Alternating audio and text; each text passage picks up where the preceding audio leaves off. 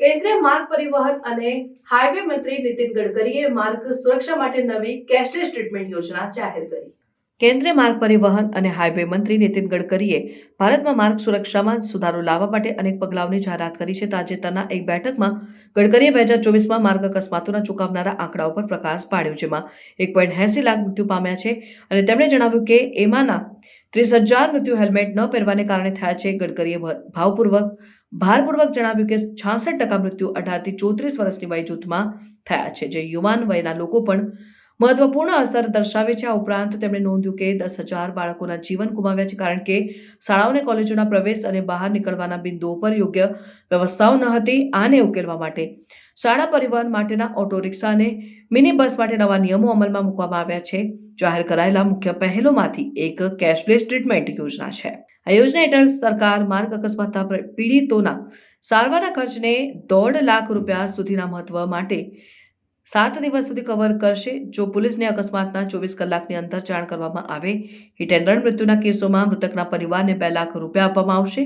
ગડકરીએ માર્ગ સુરક્ષાને સર્વોચ્ચ પ્રાથમિકતા તરીકે મહત્વ આપ્યું અને તમામ હિતધારકોને અકસ્માતો અને મૃત્યુની સંખ્યા ઘટાડવા સાથે મળીને કામ કરવા અનુરોધ કર્યો। દિલ્હી ખાતે ભારત મંડપમમાં યોજાયેલી આ બેઠકમાં તમામ રાજ્ય અને કેન્દ્ર શાસિત પ્રદેશોના પરિવહન મંત્રીઓએ ભાગ લીધો હતો, જે સહયોગી પ્રયાસોને સુગમ બનાવવા અને પરિવહન संबंधित नीतियों पर चर्चा करवा माटे योजाई हती।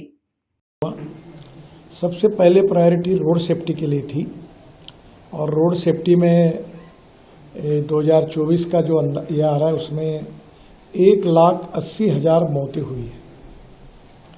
30,000 लोगों की मौतें जो है वो हेलमेट न पहनने के कारण हुई है।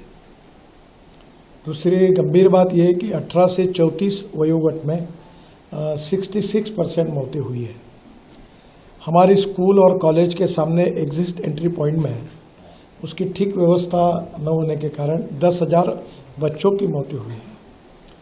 हमारी स्कूल के लिए जो ऑटो रिक्शा है और जो मिनी बस है उसके बारे में भी हमने नियम बनाए ताकि इसके एक्सीडेंट में बड़े प्रमाण पर मौतें हुई है। तो पहली बात तो रोड सेफ्टी, इस विषय पर काफ़ी डिटेल में चर्चा हुई और ब्लैक स्पॉट्स को आइडेंटिफाई करना, रोड इंजीनियरिंग, ऑटोमोबाइल इंजीनियरिंग में हमने सुधार किए हैं और ड्राइवर्स के बारे में लेन डिसिप्लिन है। बाद में सिग्नल का कानून के प्रति आदर और सम्मान रखने के लिए ड्राइविंग लाइसेंस के न होने के कारण ऐसे भी लोगों ने गाड़ियाँ चलाई, उसके कारण भी करीब 3,000 मौतें हुई है। तो ये सब आइडेंटिफाई करके रीज़न पे चर्चा हुई और आगे सबने मिलकर ये निर्धारित तय किया कि हम इसको कम करने की कोशिश करेंगे। दूसरा इम्पोर्टेंट एजेंडा था वो ड्राइविंग ट्रेनिंग सेंटर का था। हमारे देश में 22 लाख ड्राइवर्स की कमी है और उसके ऊपर भी आज हमने एक नई पॉलिसी बनाई है और वो पॉलिसी जो है इस किताब में जो आपको देंगे तो ये भी चर्चा उसमें हुई। बाद में जब एक्सीडेंट होता है तो हमने एक नई स्कीम शुरू की है, कैशलेस ट्रीटमेंट। और एक्सीडेंट होने के बाद तुरंत 24 घंटे के अंदर जैसे पुलिस में इंफॉर्मेशन जाएगी तो डॉक्टर जो होगा उसको, वो जो पेशेंट एडमिट होगा उसको 7 दिन तक ट्रीटमेंट का खर्चा या मैक्सिमम अप टू 1.5 लाख रुपए हम तुरंत देंगे उसकी ट्रीटमेंट के लिए।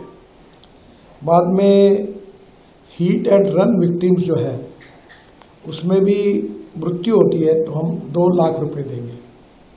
इसके साथ साथ ये कैशलेस ट्रीटमेंट में हमने पायलट प्रोजेक्ट कुछ राज्यों में किए, कुछ कमियां ध्यान में आई, उसको सुधार कर अब नए आदेश हम वितरित करेंगे और ये भी निश्चित रूप से उपयोगी होगा। IIT मद्रास ने एक अच्छा ऐप तैयार किया है जिसमें ट्रांसपोर्ट सेक्टर को एक प्रकार जो अनेक रिफॉर्म है वो सब उसमें आए हैं, तो उसको भी लॉन्च किया गया।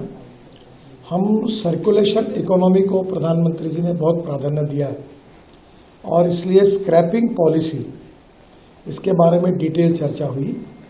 अभी जो गाड़ी लेते समय जो रजिस्ट्रेशन फ़ी होती है उसमें अगर आपके पास स्क्रैपिंग सर्टिफिकेट होगा तो नई गाड़ी खरीदते समय आपको 50% यानी 50,000 रुपये की सहूलियत देने की योजना है।